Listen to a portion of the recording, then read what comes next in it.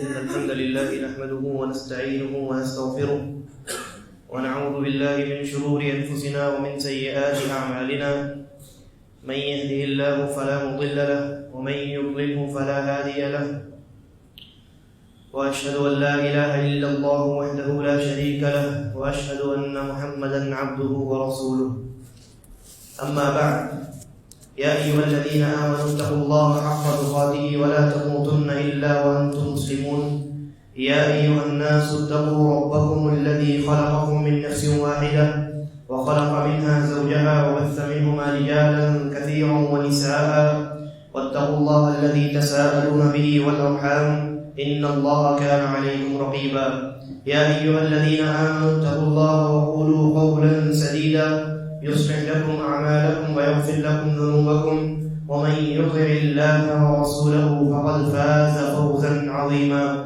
أما بعد فإن خير الحديث كتاب الله وخير الهدي هدي محمد صلى الله عليه وسلم وشر الأمور محدثاتها وكل محدثة بدعة وكل بدعة ضلالة وكل ضلالة في النار.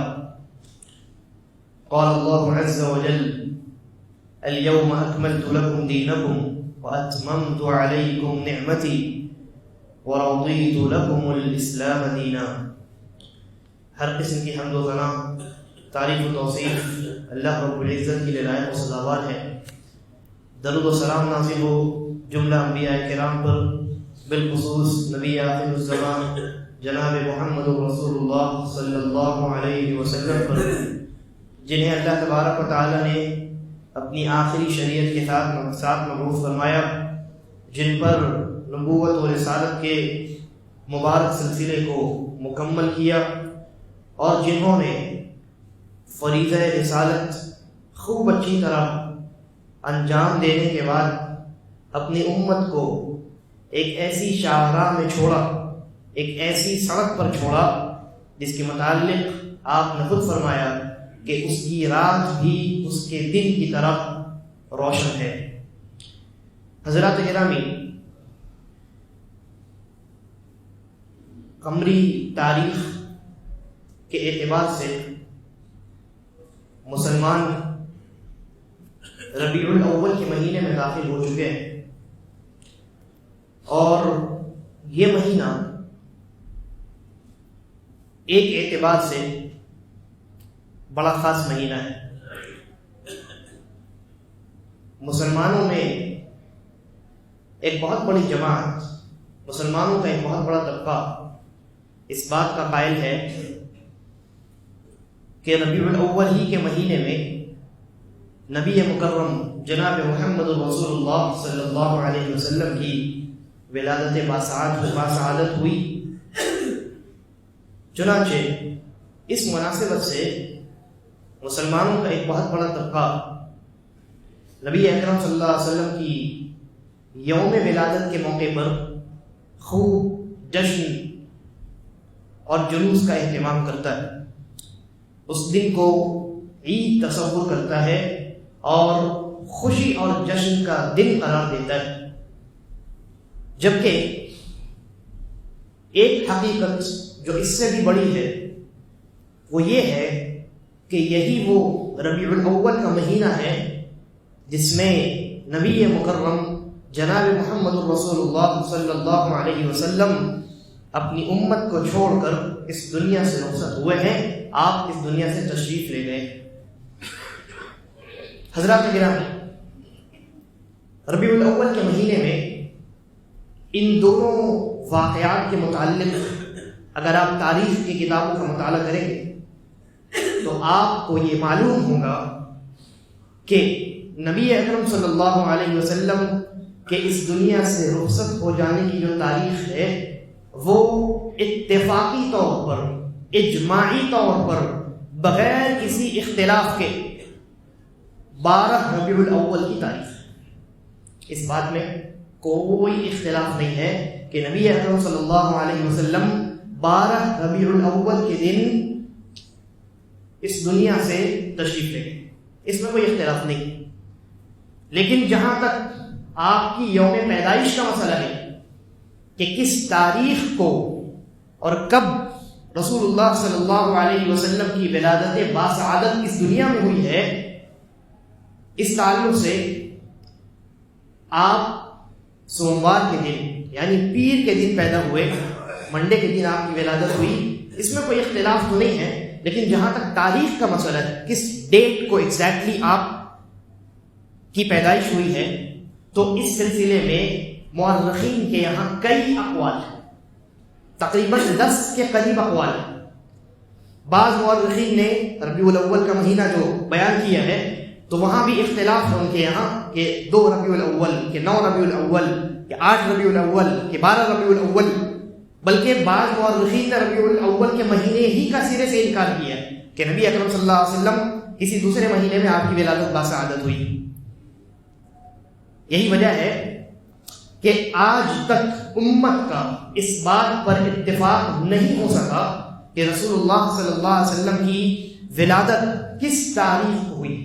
ہاں، یہ الگ بات ہے کہ اگر تحقیق کے اعتبار سے دیکھا جائے تو زیادہ حق سے قریب جو تاریخ معلوم ہوتی ہے وہ 9 ربیع الاول کی تاریخ ہے، لیکن 9 ربیع الاول پر بھی یعنی امت کا اجماع نہیں، اتفاق نہیں، اور 9 ربیع الاول کے یوم پیدائش ہونے پر بھی کوئی بہت زیادہ ٹھوس اور صریح دلیل موجود نہیں۔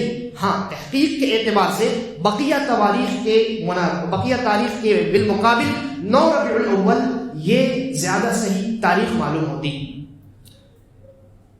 تو اندازہ لگائیے کہ ایک دن یعنی 12 ربیع الاول کو نبی اکرم صلی اللہ علیہ وسلم اس دنیا سے تشریف لے گئے ہیں، اس بات پر اتفاق ہے علماء کا، یعنی 100% یہ بات کہی جا سکتی ہے کہ 12 ربیع الاول کو نبی اکرم صلی اللہ علیہ وسلم اس دنیا سے رخصت ہوئے۔ لیکن جہاں تک آپ کی پیدائش کا مسئلہ ہے تو جو مشہور تاریخ ہے 12 ربیع الاول، کہ 12 ربیع الاول ہی کے دن رسول اکرم صلی اللہ علیہ وسلم اس دنیا میں پیدا ہوئے تھے، آپ کی ولادت باسعادت ہوئی تھی، اس بات پر امت کے درمیان، مورخین کے درمیان، علماء کے درمیان شدید اختلاف ہے۔ یعنی اگر مان لیا جائے کہ چلیے 50% مورخین کا یہ اسٹینڈ ہے کہ 12 ربیع الاول کے ہی دن رسول اکرم صلی اللہ علیہ وسلم کی پیدائش ہوئی ہے، تو 100% مورخین کا اتفاق ہے کہ اسی تاریخ کو رسول اکرم صلی اللہ علیہ وسلم اس دنیا سے رخصت ہوئے۔ اب ایک عقل مند آدمی ایسی تاریخ اور ایسے دن خوشی منائے گا یا اس کا دل رنجیدہ ہوگا اور وہ غمگین ہوگا؟ صحابہ کرام رضوان اللہ علیہم اجمعین سے زیادہ کیا نبی اکرم صلی اللہ علیہ وسلم سے کوئی محبت کرنے والا اس کائنات میں پیدا ہو سکتا ہے؟ نہیں ہو سکتا، ہرگز نہیں ہو سکتا، یہ تصور ہی محال ہے۔ آپ دیکھیے جس دن نبی اکرم صلی اللہ علیہ وسلم اس دنیا سے تشریف لے گئے ہیں اس دن مدینے کا کیا حال ہے۔ انس ابن مالک رضی اللہ عنہ بیان کرتے ہیں کہ نبی اکرم صلی اللہ علیہ وسلم جس دن آپ اس دنیا سے تشریف لے گئے ہیں مدینہ اس دن تاریخ پڑ چکا تھا، صحابہ کرام رنج و غم میں ڈوبے ہوئے ہیں، حضرت عمر کو ماننے کے لیے تیار ہی نہیں ہے کہ رسول اکرم صلی اللہ علیہ وسلم اب ہمارے درمیان نہیں رہے، اور امت کے درمیان یعنی معاشرے میں جو خواتین ہیں ان کی آہ و بکا اور ان کی سسکیوں کی آوازیں آ رہی ہیں۔ حضرت ابو بکر عمر رضی اللہ عنہما پہنچتے ہیں ام ایمن رضی اللہ عنہ کے گھر ان کی زیارت کے لیے، کیونکہ نبی اکرم صلی اللہ علیہ وسلم حضرت ام ایمن رضی اللہ عنہ کی زیارت کیا کرتے تھے۔ حضرت ابو بکر عمر رضی اللہ عنہما دونوں پہنچے، اور وہاں جب پہنچے ام ایمن رضی اللہ عنہ کے گھر تو ام ایمن رضی اللہ عنہ بہت شدید انہیں رنج محسوس ہوا اور رونے لگی، بہت زیادہ رونے لگی۔ شیخین نے پوچھا کہ آپ رو رہی ہیں؟ نبی اکرم صلی اللہ علیہ وسلم تو اپنے رب کے پاس چلے گئے ہیں، دنیا کی زندگی اور اللہ رب العالمین کی جانب سے اپنے نبی کو جو زندگی دی گئی ہے دونوں کے درمیان کتنا فرق ہے، اس میں رونے والی کوئی بات نہیں، رنجیدہ ہونے والی، غمگین ہونے والی کوئی بات نہیں۔ رسول اکرم صلی اللہ علیہ وسلم تو جنت الفردوس میں اپنے رب کے یہاں رب سے ملاقات کے لیے تشریف لے گئے۔ حضرت ام ایمن رضی اللہ عنہ نے کیا جواب دیا؟ کہا کہ نہیں، میں اس لیے ہرگز نہیں رو رہی ہوں، مجھے معلوم ہے کہ نبی اکرم صلی اللہ علیہ وسلم اپنے رب کے پاس تشریف لے گئے ہیں اور دنیا سے اچھا مقام ان کو آخرت میں اللہ رب العالمین کے یہاں مل چکا ہے. اس بات کی وجہ سے میں رنجیدہ نہیں ہوں، بلکہ رنجیدہ اور غمگین اس وجہ سے ہوں کہ نبی اکرم جناب محمد رسول اللہ صلی اللہ علیہ وسلم کے اس دنیا سے تشریف لے جانے کے ساتھ ساتھ وحی مبارک کا وہ سلسلہ بھی منقطع ہو گیا جو عرش والے سے زمین اور امت اور انسانیت کے نام بھیجا جاتا تھا. وحی کا سلسلہ منقطع ہو گیا. اندازہ لگائیے وہ صحابہ کرام اور صحابیات جنہوں نے اپنی آنکھوں سے نبی اکرم صلی اللہ علیہ وسلم کے اوپر وحی کے نزول کو ہوتے ہوئے دیکھا ہو اور اچانک وہ سلسلہ منقطع ہو جائے. اللہ رب العالمین سے رابطہ کرنے کا وہ ایک واحد سلسلہ وحی الہی نبی اکرم صلی اللہ علیہ وسلم کے گزرنے کے ساتھ ساتھ منقطع ہو گیا. کتنا غم لاحق ہوا ہوگا انہیں، کس قدر رنجیدہ ہوئے ہوں گے. حضرت عمر اسی لیے تو ماننے کو تیار نہیں کہ کل تک تو حضرت جبرائیل علیہ السلام اللہ رب العالمین کا پیغام لے کر نبی اکرم صلی اللہ علیہ وسلم پر نازل ہوا کرتے تھے. قرآن کی آیتیں نازل ہوتی تھیں. بعض آیات تو حضرت عمر رضی اللہ عنہ کی خواہش پر، یعنی ان کی جو رائے انہوں نے پیش کی ہے اسی کی موافقت پہ اللہ تبارک و تعالیٰ نے آیت نازل فرما دی. کئی آیتیں ہیں اس. کیا صحابہ کرام اس تکلیف کو برداشت کر سکتے تھے؟ یہ حال تھا صحابہ کرام کا، یہ حال تھا مدینے کا اور اہل مدینے کا، یہ حال تھا مسلمانوں کا. نبی اکرم صلی اللہ علیہ وسلم جس دن اس دنیا سے تشریف لے گئے ہیں اس دن مسلمان رنج میں ڈوبے ہوئے تھے، غم میں ڈوبے ہوئے تھے. اور آج کا مسلمان اسی دن کو خوشی مناتا ہے. غم تو درکنار، غم تو چھوڑ دیجیے، نیوٹرل لائف بھی نہیں جیتا ہے، نارملی زندگی بھی نہیں گزارتا، خوشی کا دن سمجھتا ہے، خوشی کا دن سمجھتا ہے، جشن مناتا ہے، نئے نئے پکوان پکاتا ہے، جلوس نکالتا ہے. بھائی ذرا عقل مندی کا مظاہرہ کیجئے. اگر کسی کے والد کا انتقال، مان لیجئے ابھی کون سا مہینہ چل رہا ہے، سپٹمبر، اگر مان لیجئے کسی کے والد کا انتقال 10 سپٹمبر کو ہو جائے اور اسی 10 سپٹمبر کو اس کے والد کی پیدائش بھی اس دنیا میں ہوئی تھی، تو کیا کرے گا وہ انسان؟ وہ عقل مند انسان، بے وقوفوں کی بات تو نہیں ہونی، چھوڑ دیجیے. وہ عقل مند انسان اس تاریخ کو اپنے والد کا برتھ ڈے منائے گا، یوم ولادت منائے گا، یا غم میں مبتلا ہو جائے گا؟ ظاہر سی بات ہے وہ انسان غمگین ہوگا، رنجیدہ ہوگا، تکلیف ہوگی اسے. اور اگر کوئی اس کے سامنے جشن منائے کہ نہیں آج تمہارے والد کا وہ جنم دن ہے، خوشی کا دن ہے، تو وہ بے وقوف کہے گا اس کو. نبی اکرم صلی اللہ علیہ وسلم کی یوم پیدائش کی مناسبت سے مسلمانوں کے درمیان جو کچھ آج کل دکھائی دیتا ہے معاشرے میں، یہ مکمل طور پر غیر شرعی عمل ہے. عقلی اعتبار سے بھی، شرعی اعتبار سے بھی باطل چیز ہے. اور اس تعلق سے جو شبہات معاشرے میں پھیلے ہوئے ہیں، انشاءاللہ کوشش یہ ہوگی کہ 2-3 بڑے جو شبہات ہیں ان پر میں سرسری طور پر گفتگو کروں. سب سے پہلے تو نبی اکرم صلی اللہ علیہ وسلم کی یوم پیدائش کی مناسبت سے آپ معاشرے میں جو کچھ دیکھتے ہیں کہ اس دن خوشی منائی جاتی اور اس دن کو عید کہا جاتا ہے. اس دن مسلمان جلوس نکالتے ہیں اور مختلف اعمال اور مختلف افعال کو انجام دیتے ہیں. اگر دور نبوی میں جھانک کر کے دیکھا جائے، نبی اکرم صلی اللہ علیہ وسلم کے زمانے میں اس چیز کو تلاش کیا جائے تو اس چیز کا نام و نشان بھی آپ کو نہیں ملے. نبی اکرم صلی اللہ علیہ وسلم کے زمانے میں آپ کی یوم پیدائش سال میں ہر مرتبہ آتی تھی. ہر سال 12 ربیع الاول کا دن آیا کرتا تھا نا، لازمی طور پہ آیا کرتا تھا اور اس میں کوئی شک نہیں. نبی اکرم صلی اللہ علیہ وسلم مکے میں 13 سال رہے، 13 مرتبہ آیا ہوگا. مدینے میں 10 سال رہے، 10 مرتبہ آیا ہوگا. کل نبوت والی زندگی کو صرف اگر کاؤنٹ کیا جائے تو کتنی مرتبہ آیا؟ 23 مرتبہ آیا. 10 اور 13 23 مرتبہ 12 ربیع الاول کا دن آیا.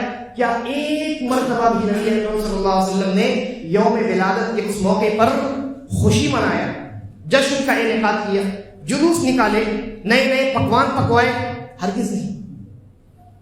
نبی اکرم صلی اللہ علیہ وسلم کا زمانہ گزرا، صحابہ کرام رضوان اللہ علیہم اجمعین کا زمانہ شروع ہوا اور صحابہ کرام رضوان اللہ علیہم اجمعین کا زمانہ سن 110 ہجری میں ختم ہو جاتا ہے. آخری جو صحابی ہیں ابو واصلہ عمر اللیثی رضی اللہ عنہ، یہ سن 110 ہجری میں انتقال کر جاتے ہیں، آخری صحابی۔ صحابہ کرام رضوان اللہ علیہ مجمعین کے اس لمبے دور میں آپ تلاش کر جائیں گے، کوئی ایک مثال بھی اگر مل جائے تو غنیمت ہے۔ صحابہ کرام کے بعد تابعین اعظام کا دور شروع ہوتا ہے، یعنی وہ لوگ جنہوں نے صحابہ کرام سے علم حاصل کیا ہے، صحابہ کرام سے ملاقات کی، اور آخری تابعی کا انتقال سن 181 ہجری میں ہوتا ہے، 181 ہجری میں۔ تابعین کے پورے دور کو دیکھ ڈالیے، کیا کسی ایک تابعی سے بھی جشن عید میلاد منانا ثابت ہے؟ نہیں۔ آگے بڑھیے، تابعین کے شاگردوں کو دیکھیے، تبع تابعین یا اتباع تابعین، یعنی جو تابعین کے شاگرد ہیں، صحابہ کرام کے شاگرد ہیں، تبع تابعین، ان لوگوں کی زندگی جو ہے یا ان کا دور سن 257 ہجری میں ختم ہو جاتا ہے۔ آخری تبع تابعی کا انتقال سن 257 ہجری میں ہوتا ہے اور غالباً کوفہ میں ہوتا ہے۔ تابعین کے شاگردوں کے اس پورے دور کو دیکھ ڈالیے، کیا کوئی ایک مثال بھی آپ کو ملتی ہے کہ کسی ایک تبع تابعی نے بھی نبی اکرم صلی اللہ علیہ وسلم کی یوم ولادت پر جشن کا اہتمام کیا؟ امت آج کے زمانے میں 4 بڑے ائمہ کو فالو کرتی، امام ابو حنیفہ رحمہ اللہ، امام مالک رحمہ اللہ، امام شافعی رحمہ اللہ اور امام احمد بن حنبل رحمہ اللہ۔ آپ ان 4 ائمہ کی زندگی کو کھنگال ڈالیے، ان کے فتاووں میں تلاش کیجئے، کہیں ایک فتویٰ، ایک ادنا اشارہ بھی آپ کو نہیں ملے گا جشن عید میلاد النبی صلی اللہ علیہ وسلم کی ثبوت میں، اس کے ثبوت میں۔ تو جو لوگ آج حضرت امام ابو حنیفہ یا حضرت امام مالک یا امام شافعی اور امام احمد بن حنبل رحمہ اللہ ان تمام کی اتباع یا ان کی تقلید اور ان کے فالوور ہونے کا دعویٰ کرتے ہیں، کہاں ہیں وہ لوگ؟ اس معاملے میں وہ کہاں ان کی اتباع کرتے ہیں؟ ان تمام ائمہ نے کبھی جشن عید میلاد النبی کا اہتمام نہیں کیا، پھر آپ کرتے ہیں اور خود یہ کہتے ہیں کہ آپ ان کے متبع ہیں، ان کے مقلد ہیں، ان کے فالوور ہیں۔ فالوور تو وہ ہوتا ہے جو ہر چیز میں اپنے امام کی تقلید کرتا ہے، اس کی بات مانتا ہے، لیکن آپ نے تو نہیں مانی ان کی بات اس مسئلے میں۔ اور اگر تاریخ کا مطالعہ کیجیے گا تو آپ کے سامنے اس حقیقت کا انکشاف ہوگا کہ جشن عید میلاد النبی کا اہتمام رافضیوں اور شیعوں کی دین ہے۔ مورخ ہیں علامہ المقریزی رحمہ اللہ، انہوں نے اپنی تاریخ کی کتاب میں بہت صراحت کے ساتھ لکھا ہے کہ 4 صدی ہجری میں کچھ لوگ جو بادشاہ بنے، انہوں نے اپنے آپ کو حضرت فاطمہ رضی اللہ عنہا کی طرف منسوب کیا، اور یہ شیعہ تھے، رافضی تھے، شدید قسم کے رافضی تھے۔ بلکہ امام ابن کثیر رحمہ اللہ نے ان کے تعلق سے لکھا ہے کہ یہ سب کے سب زندیق، بے دین اور ملحد قسم کے لوگ تھے، اور ان کا تعلق ایک گمراہ فرقہ ہے معطلہ۔ ان کا یہ عقیدہ ہے کہ اللہ رب العالمین کے نہ نام ہے اللہ کے اور نہ صفات ہے، اللہ کے نہ نام ہے اچھے اور نہ اللہ کی کوئی صفت ہی موجود ہے۔ بھائی جس کے نہ نام ہو اور نہ صفات ہو تو آپ نے دراصل ان کا انکار ہی تو کر دیا۔ یہ وہ فرقہ ہے معطلہ۔ اسی فرقے سے یہ لوگ پیدا ہوئے، بلکہ امام ابن کثیر رحمہ اللہ نے اپنی مشہور کتاب البدایہ والنہایہ میں یہاں تک لکھا ہے کہ یہ لوگ در حقیقت مجوسی تھے، آگ کے پجاری تھے، اور انہوں نے اسلام اور مسلمانوں کے درمیان داخل ہو کر کے اپنے آپ کو دھوکہ دے کر کے فاطمی کہلانا شروع کیا کہ ہم حضرت فاطمہ کی اولاد ہیں، جبکہ حقیقت میں ایسا نہیں تھا۔ اور انہی کو عبیدیون بھی کہا جاتا ہے، عبیدیون، اس لیے کہ ان کا جو سب سے بڑا آدمی تھا اس کا نام تھا عبید اللہ، یہ فاطمی خلفاء میں سب سے بڑا خلیفہ تھا۔ تو حضرت امام المقریزی رحمہ اللہ نے اپنی تاریخ کی کتاب میں صراحت کے ساتھ لکھا ہے کہ سب سے پہلے سن 362 کے بعد، یعنی 4 صدی ہجری جو ہے، القرن الرابع، 4 صدی ہجری میں سب سے پہلے انہی فاطمی خلفاء نے نبی اکرم صلی اللہ علیہ وسلم کی یوم ولادت پر جشن کا اہتمام کیا۔ بلکہ انہوں نے صرف نبی اکرم صلی اللہ علیہ وسلم کی یوم ولادت پر جشن کا اہتمام نہیں کیا، بلکہ ساتھ ساتھ حضرت حسن، حضرت حسین، حضرت فاطمہ، حضرت جعفر صادق اور کئی جو اہل بیت ہیں، آل بیت سے جن لوگوں کا تعلق ہے، ان تمام کی یوم ولادت کو انہوں نے اہتمام کرنا شروع کیا۔ اور علماء نے یہ بھی لکھا ہے کہ ایک سال میں کتنے مہینے ہوتے ہیں؟ 12 مہینے ہوتے ہیں. ان کے یہاں اس طرح کی مجالس کی تعداد 17 تک پہنچتی ہے. 17 تک پہنچتی ہے، یعنی ہر مہینے میں کچھ نہ کچھ ان کے یہاں موجود ہے. اور یہ جو سلسلہ انہوں نے شروع کیا، ابتدا میں تو یہ انہی تک محدود رہا. یہ سب کے سب شیعہ تھے، رافضی تھے، اور اہل سنہ سے یہ جدا تھے، الگ تھے. لیکن پھر اس کے بعد آگے بڑھ کر کے 6 صدی ہجری میں ایک بادشاہ گزرا جس کا نام ملک مظفر الدین تھا. اس نے عوامی سطح پر اور سرکاری سطح پر جشن عید میلاد النبی کے اہتمام کا آرڈر جاری کیا. اور وہیں سے ایک آدمی بھی گزر رہا تھا، ایک عالم گزر رہا تھا. جب اس نے اس طرح کا آرڈر جاری کیا تو ایک عالم وہاں سے گزر رہا تھا، دحیہ نام کا ایک عالم تھا. اس نے دیکھا کہ یہاں کے بادشاہ نے یوم ولادت پر نبی اکرم صلی اللہ علیہ وسلم کے جشن کے اہتمام کا آرڈر جاری کیا ہے. چنانچہ وہ شہر میں داخل ہوا، اور غالباً یہ مصر کا معاملہ ہے. تو وہ شہر میں داخل ہوا، قاہرہ میں، اور وہاں اس نے نبی اکرم صلی اللہ علیہ وسلم کی یوم ولادت کے موقع پر جشن کا اہتمام کرنا چاہیے اس بات کے ثبوت میں ایک کتاب لکھ ڈالی، اور لکھ کر کے بادشاہ کے دربار میں پیش کیا، اور خوب انعام حاصل کی. وہیں سے یعنی 6 صدی ہجری سے یہ جو بدعت ہے، نئی چیز ہے، دین میں اضافہ ہے، یہ اہل سنہ کے درمیان بھی رائج ہو گئے. اور اس وقت سے لے کر آج تک آپ جو کچھ یعنی اس بدعت کے اندر نئی بدعتوں کا اضافہ دیکھتے رہتے ہیں، یہ اس کی شروعات وہیں سے ہوتی ہے. اور علماء لکھتے ہیں کہ بدعت جو ہے، جو انسان بدعت کی پیروی کرے گا اور بدعت کو انجام دے گا، وہ آہستہ آہستہ مزید نئی بدعتوں کو انجام دینا شروع کر دے گا. اور جو انسان سنت کا تمسک اختیار کرے گا، سنت کی پیروی کرے گا، تو وہ سنت کی پیروی میں اور مضبوط ہوتا چلا جائے. یہی وجہ ہے کہ آپ دیکھیے معاشرے میں آج جس شکل و صورت میں اور جس انداز میں جشن عید میلاد النبی صلی اللہ علیہ وسلم کا اہتمام کیا جاتا ہے، آج سے 25 30 40 50 سال پہلے یہ شکل و صورت، یہ انداز تھا. آج جس طرح کی سجاوٹ ہوتی ہے اور یہ جلوس کا اہتمام ہوتا ہے اور یہ پکوان اور شربتیں بنا کر کے بانٹی جاتی ہیں، 50 60 سال پہلے یہ تمام چیزیں کچھ بھی نہیں. ہندوستان آہستہ آہستہ اس میں ہر سال کچھ نیا آپ کو دیکھنے کو ملے. ہر سال جو ہے جشن عید میلاد النبی کا اہتمام کرنے والے جو لوگ ہیں، ان کی یہ کوشش ہوتی ہے کہ نہیں، کچھ نیا پیش کیا جائے امت کے سامنے. لہذا نبی اکرم صلی اللہ علیہ وسلم کے زمانے سے لے کر کے کم از کم 400 سال تک، 4 صدی ہجری کے کم سے کم نصف تک اس عمل کا کوئی ثبوت نہیں ملتا. اور مزے کی بات یہ ہے کہ اس بات کا تذکرہ جہاں اہل سنہ کے ان علماء نے کیا ہے جنہوں نے اس عمل کو بدعت قرار دیا، وہیں دوسری طرف وہ علماء جو اس عمل کے جائز ہونے کے قائل ہیں اور عید میلاد کے اہتمام کے قائل ہیں، انہوں نے بھی اپنی اپنی کتابوں میں اس حقیقت کو ذکر کیا ہے کہ نہیں، نبی اکرم صلی اللہ علیہ وسلم کے زمانے سے لے کر کے 4 5 صدی ہجری تک اس بات کا کوئی ثبوت نہیں ملتا. جس میں امام نووی کے استاد امام ابو شامہ ہیں، وہ قائل ہیں اور انہوں نے اس حقیقت کا ذکر کیا. امام سیوطی ہیں، وہ بھی قائل ہیں، انہوں نے بھی اس حقیقت کا اپنی کتاب میں ذکر کیا.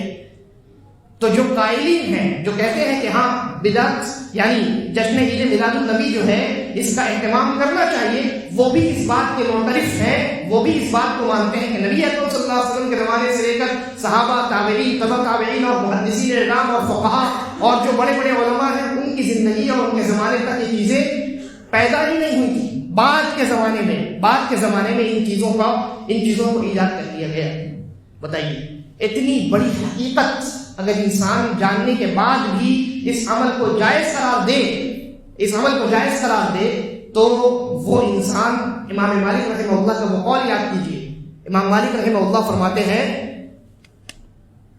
کہ من ابتدع فی الاسلام بدعۃ یراها حسنۃ، وہ انسان جو دین میں کسی نئی چیز کو ایجاد کرے اور اس کو اچھا سمجھے کہ نہیں، یہ نئی چیز تو ہے لیکن اچھی چیز، نئی چیز ہے لیکن اچھی چیز ہے، جس کو عام زبان میں کیا کہا جاتا ہے آج کل، بدعت حسنہ ہے، بدعت ہے، انوینشن ہے، لیکن اچھی چیز، اچھا اضافہ ہے، اچھا انوینشن ہے، بدعت حسنہ ہے.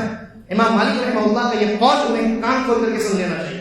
کہا من ابتدع فی الاسلام بدعۃ یراها حسنہ، جو انسان بدعت ایجاد کرے اور پھر اس کو اچھا سمجھے، فقد زعم ان محمد صلی اللہ علیہ وسلم قد خان الرسالہ، تو اس نے یہ گمان کیا ہے کہ محمد رسول اللہ صلی اللہ علیہ وسلم نے فریضہ رسالت میں خیانت کی ہے۔ اتنی بڑی بات ہے، اس لیے کہ جو انسان دین میں اپنی طرف سے اضافہ کرے، در حقیقت وہ زبان حال سے، اپنی حرکتوں سے اس بات کا دعویٰ کر رہا ہوتا ہے کہ نبی اکرم صلی اللہ علیہ وسلم کو یہ خیر معلوم تھا لیکن آپ نے نہیں بتایا۔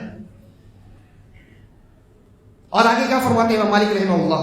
فرماتے ہیں فما لم یکن یومئذ دینا لا یکون اليوم دینا، کہ جو چیز، جو عمل صحابہ کرام کے زمانے میں دین کا حصہ نہیں تھا، آج بھی وہ دین کا حصہ نہیں ہو سکتا۔ امام مالک رحمہ اللہ فرما رہے ہیں، امام مالک رحمہ اللہ یہ تبع تابعین میں ان کا شمار ہوتا ہے، تبع تابعین میں یعنی تابعین کے شاگردوں میں ان کا شمار ہوتا ہے، ان کے اساتذہ سب کے سب تابعین۔ یہ اپنے زمانے میں فرما رہے ہیں کہ جو عمل صحابہ کے زمانے میں دین کا حصہ نہیں تھا، آج میرے زمانے میں وہ دین کا حصہ نہیں ہو سکتا ہے۔ تو آج ہمارے زمانے میں وہ چیز دین کا حصہ کیسے ہو سکتا ہے جو صحابہ رضوان اللہ علیہ مجمعین سے لے کر کے 400 سال تک دین کا حصہ نہیں رہا مسلمانوں کے درمیان؟ لہذا یہ خالص بدعت ہے، پیور بدعت ہے، اور ہر بدعت گمراہی ہے، ہر بدعت انسان کو جہنم کی جانب لے جانے والی۔ اسی طریقے پر امام صحابی رسول حضرت عبداللہ بن عمر رضی اللہ عنہما، یہ بھی بدعت حسنہ کے جو دعوے دار ہیں، جو کہتے ہیں کہ نہیں ٹھیک ہے بدعت تو ہے لیکن اچھی بدعت ہے نا، اچھا کام، اضافہ تو ہے، انوینشن تو ہے لیکن اچھا ہے، ان کو حضرت عبداللہ بن عمر رضی اللہ عنہما سے ثابت یہ قول یاد رکھنا چاہیے۔ بہت واضح الفاظ میں فرماتے ہیں حضرت عبداللہ بن عمر کل بدعت ضلالہ وان رآها الناس حسنہ، ہر بدعت گمراہی ہے گرچہ لوگ اس بدعت کو اچھا سمجھے، حسنہ، بدعت حسنہ ہو آپ کی نظر میں یا بدعت سیئہ ہو آپ کی نظر میں، شریعت کی نظر میں ہر بدعت سیئہ ہے، ہر بدعت گمراہی، ہر بدعت بری ہے، اس لیے کہ آپ کی نظر کا اعتبار نہیں۔ شریعت اللہ رب العالمین کی جانب سے نازل شدہ چیز ہے، چنانچہ شریعت میں اللہ رب العالمین کی جانب سے جو احکامات ملے ہیں، جو اصول مقرر کیے گئے ہیں، انہی کا اعتبار ہے، انسان کی اپنی نظر، اپنے نظریے، اپنی رائے کا کوئی اعتبار نہیں۔ تو ہو سکتا ہے ہمیں کوئی عمل اچھا معلوم ہو، دیکھنے میں بہت خوبصورت لگے، لیکن اگر وہ بدعت ہے شریعت کی نظر میں وہ اچھا نہیں، شریعت کی نظر میں وہ اچھا نہیں ہے۔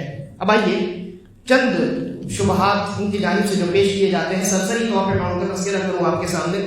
یہ لوگ بعض قرآنی آیات پیش کرتے ہیں، ہمارے بعض احباب جو ہیں مسلمان ہیں لیکن بیچارے گمراہی کے شکار ہیں، وہ اور ان کے ائمہ علماء عید میلاد کے جشن پر اس کے ثبوت میں قرآنی بعض آیات پیش کرتے ہیں۔ جیسے ایک آیت کو پیش کرتے ہیں، اللہ رب العالمین نے فرمایا قل بفضل اللہ وبرحمتہ فبذلک فلیفرحوا، اے نبی صلی اللہ علیہ وسلم آپ کہہ دیجئے کہ اللہ کے فضل اور اللہ کی رحمت کی بنیاد پر تم لوگ خوش ہو جاؤ، فبذلک فلیفرحوا، خوش ہونا چاہیے تم لوگوں کو اللہ کے فضل کی وجہ سے اور اللہ کی رحمت کی وجہ سے۔ تو کہتے ہیں سب سے بڑی رحمت تو رسول اللہ صلی اللہ علیہ وسلم کی ولادت ہے، آپ اس دنیا میں نہیں آتے تو شریعت نہیں آتی، اور آپ اس دنیا میں نہیں آتے تو ہم ہدایت نہیں پاتے، آپ کی ولادت سب سے بڑی رحمت ہے، ٹھیک ہے، اس سے کوئی کسی کو انکار نہیں۔ اچھا، تو کہتے ہیں کہ جب اللہ رب العالمین کی سب سے بڑی نعمت جو ہے وہ رسول اللہ صلی اللہ علیہ وسلم کی ولادت ہے، آپ کی پیدائش ہے، اور اللہ نے اپنی رحمت کی بنیاد پر خوش ہونے کا حکم دیا ہے، تو ہم اللہ کے نبی صلی اللہ علیہ وسلم کی ولادت کے موقع پر کیوں خوش نہ ہوں؟ اس کا جواب دو طریقے سے، انتہائی اختصار کے ساتھ۔ پہلا جواب تو یہ ہے اللہ تبارک و تعالیٰ نے خوش ہونے کا حکم دیا، اللہ رب العالمین نے خوش ہونے کا حکم دیا، خوشی منانے کا حکم نہیں دیا، دو الگ الگ چیزیں ہے کہ نہیں؟ خوشی منانا یہ ایک الگ چیز ہے، خوش ہونا یہ الگ چیز۔ چنانچہ اللہ تبارک و تعالیٰ نے خوش ہونے کا حکم دیا اور ہر مومن خوش ہوتا ہے۔ بھائی رسول اللہ صلی اللہ علیہ وسلم کی ولادت سے کون سا مومن ہے جو ناخوش ہے؟ ہر مومن خوش ہوتا ہے۔ آپ کی بعثت کے موقع پر بھی ہر مومن خوش ہوتا ہے، آپ کے ہجرت کے موقع پر بھی ہر مومن خوش ہوتا ہے، نبوت کی تکمیل کے موقع پر بھی ہر مومن خوش ہوتا ہے، قرآن کریم کے مکمل ہونے پر بھی ہر مومن خوش ہوتا ہے۔ خوش ہونا یہ ایک الگ چیز ہے، خوشی کا اہتمام کرنا، جشن منانا یہ ایک الگ چیز ہے۔ تو یہاں اللہ رب العالمین نے خوش ہونے کا حکم دیا۔ دوسری بات، اس آیت کریمہ میں نبی اکرم صلی اللہ علیہ وسلم کا تذکرہ نہیں ہوا۔ جتنے مفسرین بڑے بڑے ہیں، امام طبری سے لے کر امام ابن کثیر تک، امام بغوی، بڑے بڑے مفسرین جتنے ہیں، ان تمام نے اس آیت کریمہ میں تابعین وغیرہ سے جو تفسیر نقل کی ہے وہ یہ ہے کہ یہاں اللہ کے فضل اور اللہ کی رحمت سے اسلام اور قرآن مراد، اسلام اور قرآن مراد ہے۔ تیسرا جواب، بنیادی جواب، یہ آیت آپ کے درمیان نازل ہوئی یا رسول اللہ صلی اللہ علیہ وسلم کے صحابہ کے درمیان؟ ظاہر سی بات ہے صحابہ رضوان اللہ علیہ مجمعین کے درمیان مراد نازل ہوئی نا۔ تو اس آیت میں جو کہا جا رہا ہے اللہ کے فضل اور اللہ کی رحمت کی وجہ سے خوش ہو جاؤ، تو سب سے پہلے کن کو خوش ہونا چاہیے تھا؟ صحابہ کرام کو خوش ہونا چاہیے تھا۔ کیا صحابہ آپ کی طرح خوش ہوئے؟ خوش تو ہوئے، اس میں کوئی شک نہیں، لیکن کیا صحابہ آپ کی طرح خوش ہوئے؟ کیا صحابہ نے آپ کی طرح اس دن کو عید کا دن بنایا؟ کیا صحابہ نے آپ کی طرح اس دن جلوس نکالے؟ کیا صحابہ نے آپ کی طرح اس دن مجلسیں لگائی؟ نہیں لگائی۔ تو اگر آپ لگاتے ہیں تو اس کا مطلب یہ ہے کہ آپ صحابہ سے آگے بڑھنے کی کوشش کر رہے ہیں، اور صحابہ سے آگے بڑھنا یعنی ایمان کو بیکار کر دینا۔ اسی طریقے پر ایک اور آیت ہے وَأَمَّا بِنِعْمَةِ رَبِّكَ فَحَدِّثْ، سورۃ الضحیٰ کی، کہتے ہیں کہ اللہ رب العالمین نے فرمایا کہ اپنے رب کی نعمتوں کو بیان کرو، اپنی رب کی نعمتوں کو بیان کرو، اور کہتے ہیں سب سے بڑی نعمت تو اللہ کے رسول کی ولادت ہے، تو ہم کیوں بیان نہ کریں؟ ہم کہتے ہیں یہ جو آپ کی عقل میں بات آئی ہے کہ بھائی سب سے بڑی نعمت تو اللہ کے نبی کی ولادت ہے، تو اس دن خوشی منانا چاہیے، آپ کو آپ کا ذکر کرنا چاہیے، اس نعمت کو بیان کرنے کے لیے مجلسیں لگانی چاہیے، آپ کی عقل میں یہ جو بات آئی ہے صحابہ کی عقل میں کیوں نہیں آئی؟ اچھا نبی اکرم صلی اللہ علیہ وسلم کے ذہن میں یہ بات کیوں نہیں آئی؟ تابعین، تبع تابعین، آپ جن ائمہ کو فالو کرنے کے دعوے دار ہیں ان کی عقل میں یہ بات کیوں نہیں آئی؟ آپ تو کہتے ہیں امام اعظم ابو حنیفہ رحمہ اللہ، اور یقیناً وہ بہت بڑے امام ہیں، اللہ ان پر رحمت نازل کرے، لیکن آپ تو اپنے اس دعوے کے خلاف عمل کر رہے ہیں۔ آپ کہہ رہے ہیں سب سے بڑے امام ابو حنیفہ ہیں رحمہ اللہ، اور آپ کا عمل ان کے خلاف ہے، تو آپ نے مانا نہیں ان کو امام اعظم۔ اسی طریقے پر ایک آیت کو پیش کرتے ہیں ان اللہ و ملائکتہ یصلون علی النبی، جو آیت ہے سورہ احزاب میں کہ اللہ رب العالمین اور اللہ کے فرشتے جو ہیں وہ نبی اکرم صلی اللہ علیہ وسلم پر درود و سلام بھیجتے ہیں، تو کہتے ہیں ہم اس دن مجلس لگا کر درود و سلام ہی تو بھیجتے ہیں، تو اس میں حرج کیا ہے؟ ہم کہتے ہیں یہ ایک عام آیت ہے، تو اس عام آیت کو عام رہنے دیجیے، آپ نے خاص کیسے کر دیا؟ اس نے آپ کو حق دیا کہ آپ اس آیت کو نبی صلی اللہ علیہ وسلم کی یوم ولادت کے موقع سے خاص کر دیں۔ اگر عام آیات کو، عام دلائل کو خاص کیا جاتا تو یاد کیجیے حضرت ابن عمر رضی اللہ عنہما ایک مسجد میں داخل ہوئے، وہاں کے مؤذن نے اذان دی، اذان دینے کے بعد اس نے آواز لگائی مسلمانوں کو الصلاۃ الصلاۃ یاد دلانے کے لیے، اذان دینے کے بعد اس نے دوبارہ آواز لگائی الصلاۃ الصلاۃ۔ ابن عمر رضی اللہ عنہ وہاں سے نکل گئے، کہا کہ اس نے بدعت کیا ہے، اس نے دین میں ایک نئی چیز کا اضافہ کر دیا ہے، جبکہ اگر دیکھا جائے تو وہ لوگوں کو یاد دلا رہا ہے، اور عام آیت تو موجود ہے اس بات پر، اللہ نے کہا وذکر فإن الذکرى تنفع المؤمنین، یاد دلایا کیجیے، یاد دلانا مومنوں کو فائدہ دیتا ہے، اور اس امام نے، اس مؤذن نے تو یاد ہی دلایا ہے نا۔ پھر ابن عمر کیوں نکلے؟ اس لیے نکلے کہ وہ ایک عام آیت ہے، اس کو اپنی طرف سے آپ خاص نہیں کر سکتے، اور اس طرح کی بے شمار مثالیں موجود ہیں، لیکن وقت نہیں ہے ہمارے پاس۔ اسی طریقے پر بعض لوگ جو ہے وہ اس مناسبت سے بعض احادیث کا تذکرہ کرتے ہیں، جیسے نبی اکرم صلی اللہ علیہ وسلم نے یوم الاثنین کو، سوموار کے دن روزہ رکھا، کہتے ہیں روزہ آپ نے کیوں رکھا؟ جب آپ سے پوچھا گیا تو آپ نے یہ جواب دیا صلی اللہ علیہ وسلم کہ میں اسی دن پیدا کیا گیا اور اسی دن نبی بنایا گیا ہوں، تو اس لیے میں سوموار کے دن، پیر کے دن روزہ رکھتا ہوں۔ تو وہ کہتے ہیں دیکھو نبی صلی اللہ علیہ وسلم نے اپنی پیدائش کے دن جو ہے وہ آپ نے اپنے پیدائش کے دن کو منایا ہے، اپنی پیدائش کے دن کو آپ نے اپنا میلاد خود منایا ہے۔ ہم کہتے ہیں اگر تمہاری دلیل یہ مان لی جائے تو نبی اکرم صلی اللہ علیہ وسلم نے اپنا میلاد کیسے منایا ہے؟ پکوان بانٹ کر، جلوس نکال کر، یا اللہ رب العالمین کو راضی کرنے کے لیے روزہ رکھ کر؟ روزہ رکھو، لیکن روزہ نہیں رکھتے ہیں یہ لوگ اس دن۔ اور دوسری بات، آپ کہتے ہیں یہ دن عید کا دن ہے، اور نبی اکرم صلی اللہ علیہ وسلم نے عید کے دن تو روزہ رکھنے سے منع کیا ہے، اور یہاں اللہ کے نبی صلی اللہ علیہ وسلم اپنی پیدائش کے موقع پر روزہ رکھ رہے ہیں، یعنی یہ عید کا دن تو نہیں ہو سکتا، کیونکہ اگر عید کا دن ہوتا تو رسول اللہ روزہ نہیں رکھتے، آپ نے روزہ رکھا ہے، یہ اس بات کا واضح ثبوت ہے کہ یہ عید کا دن پاسبل ہی نہیں ہے کہ ہو جائے، لہذا یہ ان کی بیکار اور بے بنیاد دلیل ہے۔ آپ نے اس دن روزہ رکھا ہے، امت کے لیے مشروع ہے، سنت ہے کہ وہ بھی سوموار کے دن روزہ رکھیں، لیکن اس کو دلیل بنا کر کے سال میں ایک دن متعین کر کے 12 ربیع الاول کے دن جشن کا اہتمام کریں، اس کا ثبوت یہاں کہاں ملتا ہے؟ بلکہ یہ تو ان کے خلاف دلیل ہے، ان کے حق میں دلیل نہیں، اسی طریقے پر بہت سارے دلائل ان کے اس طرح کے ہیں. بعض ایسے ہیں اتنے کمزور ہیں کہ ان کو ذکر بھی نہیں کیا جا سکتا. جیسے بعض کہتے ہیں کہ ابو لہب جب نبی صلی اللہ علیہ وسلم کی پیدائش ہوئی، آپ کی ولادت باصعادت ہوئی، تو ابو لہب نے غلام لونڈی کو آزاد کر دیا. تو جب وہ خوش ہوا، وہ کافر ہو کر کے، تم مسلمان ہو کر کے کیوں خوش نہیں ہوتے؟ میرے بھائی، ابو لہب کو کیا یہ معلوم تھا کہ یہ پیدا ہونے والا بچہ نبی بنے گا؟ کیا اس کو یہ معلوم تھا کہ یہ نبی بننے کے بعد اسی کے اوپر تبت یدا ابی لہب والی سورہ نازل ہوگی؟ کیا اس کو یہ معلوم تھا؟ نہیں معلوم تھا. اس نے کیوں آزاد کیا؟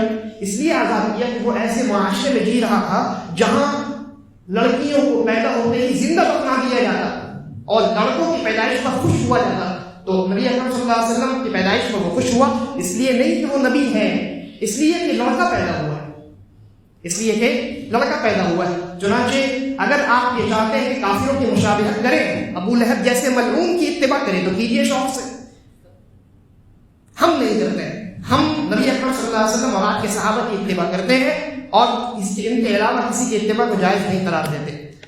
اللہ تبارک و تعالی ہم تمام کو عقل سلیم عطا فرمائے اور ان تمام بدعت و خرافات سے ہماری حفاظت فرمائے.